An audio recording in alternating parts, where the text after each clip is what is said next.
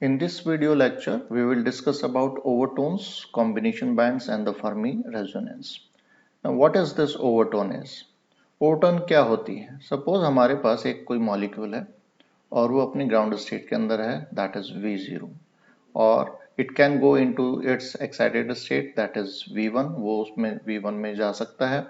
कब जाएगा? सब अगर इस मॉलिक्यूल को हमने IR रेडिएशंस दी तो इसको एब्जॉर्ब करने से मॉलिक्यूल क्या हो सकता है कि it will go into the its excited state. तो जब ये V0 से V1 में जाएगा तो it required some energy and that energy will be the suppose E1। ये भी पॉसिबल हो सकता है कि दूसरी एक्साइटेड स्टेट हो सकती है, दैट इज V2। तो मॉलिक्यूल V0 से V2 में भी जा सकता है, या एक और एक्साइटेड स्टेट अगर हम यहाँ देखें तो V0 से V2 में जाने के लिए इसको एनर्जी रिक्वायरमेंट होगी, that will be the E2, and it can go into another excited state, that is V3। तो ये molecule depending upon the energy absorbed by that particular molecule कि कितनी उसने एनर्जी absorb करी है, ये it can go from V0 to V1 or from V0 to V2, or it can also absorb energy E3 and it will go from V0 to V3 excited state। तो ये तीनों अगर हम देखें यहाँ पर तो it can go in any excited state, लेकिन इसमें जो फर्स्ट है that is V0 to V1, जहां पर मॉलिक्यूल ने एनर्जी एब्जॉर्ब की, दैट इज E1, और उससे उसका जो डायपोल मोमेंट चेंज होने से जो उसका वाइब्रेशनल फ्रीक्वेंसी या जो वाइब्रेशन चेंज हुआ, उसके वजह से जो IR एब्जॉर्प्शन किया है इसने, that is V0 to V1, तो उससे जो ये ग्राउंड स्टेट से एक्साइटेड स्टेट V1 में गया, उसको हम क्या कहेंगे? वो है इसकी fundamental frequency. That is the main thing that is known as the fundamental frequency. लेकिन यहाँ पर पॉसिबल दूसरी पॉसिबिलिटीज भी हो सकती हैं कि अगर ये V0 टू V2 में चला गया, नेक्स्ट हायर एक्साइटेड स्टेट में चला गया, तो इसको हम क्या कहेंगे? इसको हम कहते हैं फर्स्ट ओवरटोन। तीसरी पॉसिबिलिटी भी है कि अगर ये मॉलिक्यूल V0 से V3 में भी चला जाता है तो इसको हम क्या कहेंगे? Second overtone, and so on. तो यानी V0 से V1 यानी फर्स्ट एक्साइटेड स्टेट में अगर कोई मॉलिक्यूल एब्जॉर्प्शन शो करता है by giving the this IR radiation, तो वहां पर जो डायपोल मोमेंट चेंज की वजह से जो वाइब्रेशन चेंज होंगे, तो उसको हम कहते हैं फंडामेंटल फ्रीक्वेंसी। वो है वहां पर जो फर्स्ट एब्जॉर्प्शन है उसको हम कहते हैं फंडामेंटल फ्रीक्वेंसी। लेकिन अगर if it absorb more energy, या उसमें जो वाइब्रेशंस जो डायपोल मोमेंट चेंज है वो बहुत ज्यादा है, या उसके वजह से जो एनर्जी एब्जॉर्प्शन है वो बहुत ज्यादा है, और उसके वजह से मॉलिक्यूल का जो वाइब्रेशन लेवल्स हैं उसकी वजह से जो एनर्जी बढ़ सकती है वो V0 से V2 में भी जा सकती है, तो उसको हम कहेंगे फर्स्ट ओवरटोन। और अगर उसने और ज्यादा एनर्जी एब्जॉर्ब करी तो that will be known as second overtone. और सेकेंड ओवरटोन क्या होगा? V0 से V3 में। तो यहाँ पर हम कह सकते हैं कि जो E2 है that is equals to double of that of E1, क्योंकि हमेशा जब वाइब्रेशनल एनर्जी लेवल्स की बात करते हैं तो सभी vibration level energy levels equal distance पे होते हैं, यानी दीज आर इक्वी स्पेस्ड। तो वो सभी का जो गैप होगा V0, V1, V2, V3, इन सभी का जो गैप है, एनर्जी गैप है, दैट इज सेम। तो इसका मतलब है कि E2 that is equals to double that of E1। तो फर्स्ट ओवरटोन के लिए फंडामेंटल फ्रीक्वेंसी में जितनी एनर्जी चाहिए होती है, तो फर्स्ट ओवरटोन के लिए उसकी जस्ट डबल चाहिए होगी। सेकेंड ओवरटर्न के लिए उसको जस्ट उसकी ट्रिपल एनर्जी रिक्वायरमेंट होगी। सो overtones occurs when the vibrational mode is excited from V0 to V2 is known as that is first overtone, or from V0 to V3 is known as the second overtone. So we can say that based on the harmonic oscillation approximation, the energy of overtone transitions will be about n times the fundamental vibration frequency, that is E2, that is equals to the double that of E1. And another thing, overtones are generally not detected in large molecule. Let's see in this absorption spectra. यहाँ पर we can see कि जो हमारा functional group है जो यहाँ लिया हुआ है that is this carbonyl group, और उसका फंडामेंटल फ्रीक्वेंसी है वो एब्जॉर्प्शन है अराउंड 17 सेंटीमीटर इनवर्स। तो यहाँ पर जो फर्स्ट उसका जो एक्साइटेड स्टेट है V0 से V1 जिसको हम कहते हैं फंडामेंटल फ्रीक्वेंसी, उसने यहाँ पर एब्जॉर्प्शन दिखा रखा है 1717 सेंटीमीटर इनवर्स के, 1717 सेंटीमीटर इनवर्स। और उसका जो फर्स्ट ओवरटोन है, यानी अगर the vibration frequency increases from V0 to V2 तो उसको क्या कहते हैं हम फर्स्ट ओवरटोन। तो that is this first overtone, और उसका जो एब्जॉर्प्शन है that is around 3414 centimetre inverse. और उसका सेकंड ओवरटोन है, सेकंड ओवरटोन कब होगा जब V0 से V3 में जाएगा तो उसको हम सेकंड ओवरटोन कहते हैं, और उसका जो एब्जॉर्प्शन दिखाएगा, जो एब्जॉर्प्शन बैंड होगा वो होगा 5151 सेंटीमीटर इनवर्स के आसपास।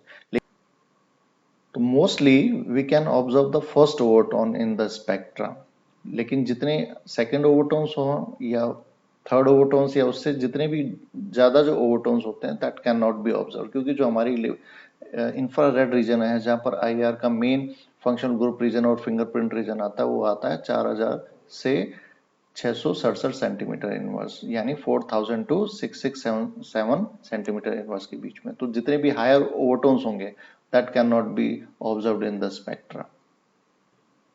Next is this combination bands. Combination bands क्या होते हैं, जब कभी भी कोई भी मॉलिक्यूल आईआर रेडिएशंस को लेकर फंडामेंटल फ्रीक्वेंसी देता है तो हो सकता है उसके अंदर कोई दूसरा फंक्शनल ग्रुप भी हो जिसका आईआर एब्जॉर्प्शन से डायपोल मोमेंट चेंज हो गया हो, तो उसका भी एक फंडामेंटल वाइब्रेशंस वहां पर आएगा। तो अगर ये दोनों फंडामेंटल वाइब्रेशंस आपस में कपलिंग करने लग जाए, इनकी एनर्जी आपस में कपलिंग करने लग जाए, तो उसको हम कहते हैं combination bands. So what is this? Combination bands are observed when more than two or more fundamental vibrations are excited simultaneously. Let's see an example when these two different vibration frequency coupled with each other, then combination bands are formed. Let's see. Suppose molecule के अंदर एक function group ने energy absorb की from IR and that goes to excited state from V0 to V1, तो उसको हम क्या कहेंगे? दैट इज एनर्जी E1, और वो क्या है हमारी फंडामेंटल फ्रीक्वेंसी और फंडामेंटल वाइब्रेशन। तो सपोज इस एग्जांपल में V0 to V1 that is absorbed at 1700 centimetre inverse. उसी के साथ साथ एक दूसरा फंक्शन ग्रुप भी है जिसके अंदर आईआर एब्जॉर्प्शन से जो डायपोल मोमेंट चेंज हुआ तो वहां पर भी एक और fundamental vibration frequency I that is V0 prime to V1 prime. तो energy required from V0 prime to V1 prime is E1 prime and that is again the fundamental frequency, that is the fundamental vibration. तो उसके लिए energy चाहिए है या जो absorption हुआ है दैट इज 850 सेंटीमीटर इनवर्स।